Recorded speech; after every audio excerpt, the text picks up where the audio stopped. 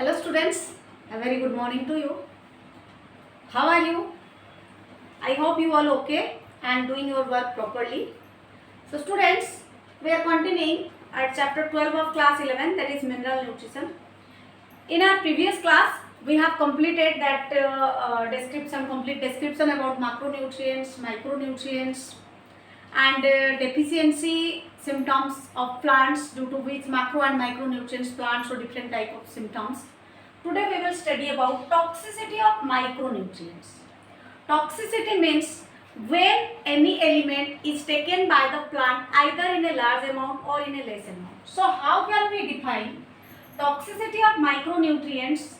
Toxic means poison. The plant get poisonous when it gets any nutrient beyond its need or below its need. So we can define it if any element reduces the dry weight of plant tissue by about 10%. Means the actual growth and development that's seen in a plant gradually loses its weight, dry weight. How it loses its dry weight, or when it loses its dry weight, when it receives any element, micronutrient, which is required in a less amount, in a large amount. Means if the plant takes micronutrient in a large amount, then it may cause toxicity in plants. So biologically we can define it as if any element reduces the dry weight of plant tissue by about 10%. So toxicity symptoms, you don't know that toxicity symptom in plants is so much difficult to identify because they are of different types. And as we know that not only 13 mineral nutrients are required by plant, but also 130 nutrients required by plant, which we discussed in our first class of this chapter. So out of which some are very essential, some are essential, and some are just needed by the plant to fulfill their simple requirements. So here toxicity symptom is difficult to identify. Means whether the plant gets the toxicity due to any element, that is so much difficult. So what will happen then? How can we able to know that the plant get toxicity by either testing the soil or by the uptake of minerals, means by from the plant sap, means the juice that is released from the transpiration. So third point you can write, toxicity may vary in plant species regarding to their habitat. It means, as I have told you, toxicity is very difficult to find out whether the plant get toxic. Again, the toxicity varies from areas to area. Suppose a plant who can't grow in a region of radioactive radiations were released. So in this area, the plant get the toxicity of radioactive elements. Suppose a plant is found to be near a drain or in a sewage treatment plant, they also get different toxicity. So if we study the plants from different habitats, means from different areas, they show different toxicity. That's why while you are using our household medicines or Ayurvedic medicines, they are only collected from the regions where it doesn't get any toxic. Means suppose for example tulsi. Tulsi is used by us since many years, since traditional times, and it has many medicinal quality. But if that tulsi plant is found near a drain, then it have the toxic characters. Is that okay? So here the third point is tells about toxicity, that the toxicity is of different types and the amount of toxic in the plants is also varies regarding to their habitat, means from which habitat they are belong from. According to that habitat and the soil quality and the minerals present in that area is taken by the plant, due to which the plant acquire toxicity. Fourth point, suppose for example manganese toxicity produces brown spots surrounded by chlorotic vein. Dear students, suppose this is a leaf. These are the chlorotic veins. These are the chlorotic veins. You know they are veins. And brown spots, you can see brown spots are found in them.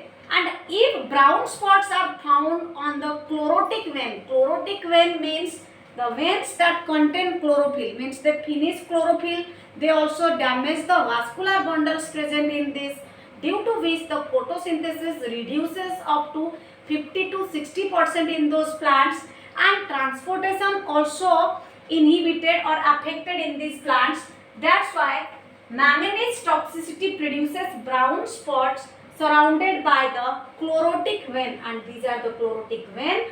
When any leaf found to be brown spots on its chlorotic vein, then we can identify that the manganese is taken by this plant in a large amount. So for that we have to decrease the amount of manganese, or we have to neutralize the area of the salt, that how manganese uptake should be less by the plant. Next point tells us manganese competes with iron and magnesium for uptake. Means iron, magnesium and manganese, they do the same function for plants. Remember, while I have explained you in my last class, I told you only plant not only requires a single type of mineral nutrients, and many mineral nutrients do a particular function. Means a single function is done by many mineral nutrients. So sometimes what happens, if manganese is taken by the plant in large amount, here manganese competes with iron. When it is taken in large amount by the plant, then it inhibits the uptake of iron and magnesium. Then for magnesium uptake, or it binds with magnesium binding with enzyme. It means the function of magnesium is to bind with enzyme. But if manganese is taken in large amount, then it stops magnesium from binding with that enzyme, due to which the plant lacks that nutrient and the enzyme will not work properly in the plant. Again, manganese also inhibits calcium translocation to shoot apex. Shoot apex means the tip of the plant, means at the top from where small leaves are arise, that is called as shoot apex. Manganese means excess intake of manganese by plant inhibits calcium translocation. Translocation, you know, long distance transportation through xylem and phloem. Here calcium moves towards the tip of the plant, and as you know that calcium helps in the synthesis of chlorophyll. So here manganese, due to intake of more manganese by the plant, it inhibits or it stops the movement of calcium towards the shoot apex, due to which the shoot apex show no growth, and after some days the plant may die, or the plant may not flower or fruit. Next, excess manganese induce deficiency of magnesium, iron and calcium. Means if any element is taken, suppose let's give you an example. If you are taking daily 2 chapatis, 1 bowl of rice, 2 bowl of dal. If your mother replace dal, means you are taking 1 bowl of dal, your mother replace dal with another chapati, then chapati goes to your stomach and your hunger is fulfilled. But although your hunger is fulfilled, but your body lacks the necessity of dal, means protein. Exactly, when manganese is taken in excess amount by the plant, it shows the deficiency of magnesium, iron and calcium. How? Because maximum intake of manganese is reduces the uptake of magnesium, iron and calcium. This is most important point, and this may come in your NEET exams, that which element induces deficiency of magnesium, calcium and iron. You can write manganese is the element whose maximum intake by plant or uptake by plant shows the deficiency of magnesium, iron and calcium. Clear students? So this is toxicity of micronutrients, and here I have explained you by giving the example of manganese. Like this, many other micronutrients have different toxicity symptoms, and when you will study in higher classes, you will know about other micronutrients, that when they are taken in large amount, how they affect the plant growth. So next topic we will discuss now, mechanism of absorption of element. Means the elements, as you know, they are taken from the soil. So how their absorption occur? Their absorption occur in a two way. One is apoplastic and another is symplastic. You know in the chapter 11 that transportation in plants, one movement done in plant is apoplastic and another is symplastic. In apoplastic means through apoplastic movement, passive process occurs. Means the transportation occurs passively, means without expenditure of any metabolic energy or metabolic ATP.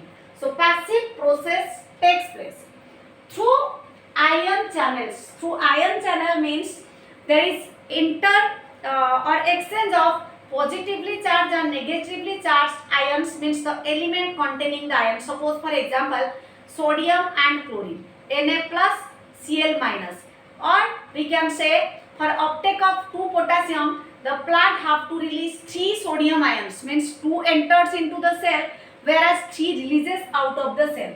That's why through apoplast we can say passive process and takes place through ion channel. Means when the element is taken by the plant through apoplastic means, then transportation is through passive, means without energy, means it do not need an energy, only the ion channel is needed. And rapid uptake of ions takes place into free space or outer space. Means here rapidly the ions enter to the free space of the plant, means where no, as you know that in passive what happen, movement occurs from region of high concentration to region of low concentration. So here the ions move to those areas where free space or outer space is found. Next type of movement or absorption of element is your symplastic. Here I have told you we are studying about mechanism of absorption of element, and the mechanism takes place through two ways. One is apoplastic and another is symplastic. In apoplastic, passive movement occurs, means without expenditure of ATP occurs, and here rapid uptake of elements occur and they move towards the outer space or to the free space. But in symplastic, the ions taken slowly and to the inner space. In apoplastic, it is taken to outer, whereas in symplast, it is taken to inner. And here the taking of elements is slow. Why? Because it is actively transported. And as you know that in active transport, the ATP is used. So exactly here the expenditure of metabolic energy, means ATP is used for the uptake of elements. So students, here I have told you that the mechanism of absorption takes place through two ways. One is apoplastic and another is symplastic.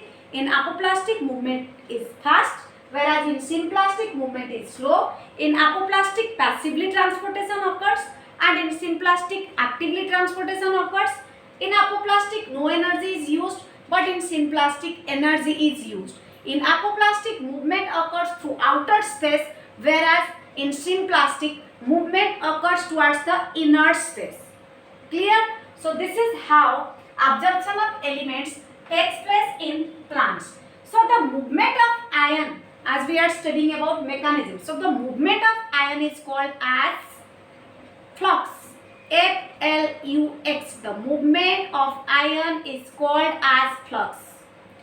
If the ions move inwards, this is called as influx, and if it moves towards outwards, then it is called as efflux. If the ion moves inwards, then it is called as influx, and it moves outwards, then it is called as efflux. So these two type of movement of ion occurs in the plants. Next, translocation of solutes. As you know that translocation means long distance transportation and solute means all the mineral nutrients. We are studying about the macro and micronutrients, how it occurs. As we know that due to transpirational pull means more is the absorption and more is the transpiration. So here mineral salts are transported through xylem along with the ascending stream of water. Ascending stream of water means when the water moves in upward direction, then through upward movement solutes along with water, solutes also move. That is called as ascent of sap. Ascent of sap means ascending stream of water, or movement of water in upward direction is called as ascent of sap. So analysis of xylem sap in different ways has shown in the presence of mineral nutrients in it. Means if we cut the top part of the plant or from the tip of the plant, from the sap means plant sap, plant juice. The sap which we get, if we test this in the laboratory, then we can get, or we found that many mineral elements are found in it. So from this we can conclude that the movement of solutes is always unidirectional, means from downward to upward. It is taken from the soil and transported to the leaves, as leaves use these solutes or macronutrients or micronutrients or minerals elements for using or for doing or synthesizing various food material. So here we can say that mineral nutrient can be shown or can be found in the sap, plant sap. Next topic is our soil as reservoir of essential salt and elements. As you know that we need soil for growth of the plant, and in the first topic of our first class of chapter 11th I have told you that hydroponics. In hydroponics, plant do not need soil. In the absence of soil we can grow a plant, but here it is tell that soil as reservoir of essential salt and elements. Hydroponics is so much expensive, and we are not a developed country, or we are not living in another planet that we can use the mode of hydroponics. So normally we use soil for planting a tree, and only hydroponics is possible for small plants or for vegetable crops. But here the large plants, they are grown all over the area or in different habitats, mainly uses soil or mainly takes their mineral nutrients from soil. That's why we can say soil as the reservoir of mineral element or essential salts and elements. So how? Because when the root absorbs water, through water it takes all the elements, calcium, phosphorus, sulfur, amino acids, etc., etc. Only nitrogen, carbon, oxygen are taken from air, but rest of the mineral nutrients are taken from the soil. That's why we say that soil is always acts as the reservoir of essential salts and elements. It means soil stores all the elements that is required by the plant, either in a small amount or in a large amount. In agriculture, or the persons who are working in agriculture department, or when you will be in future work in agriculture department, you will find that before sowing seeds or before planting any tree on soil, first the soil testing was done to know which mineral nutrients are found more in that soil, or which plant should be grown properly in this soil. According to this, means according to the soil quality, we grow different type of plant in different area. So students, for today this is all about your soil as reservoir of essential salt and elements. Next we will study about nitrogen fixation. For today this is all about your topic.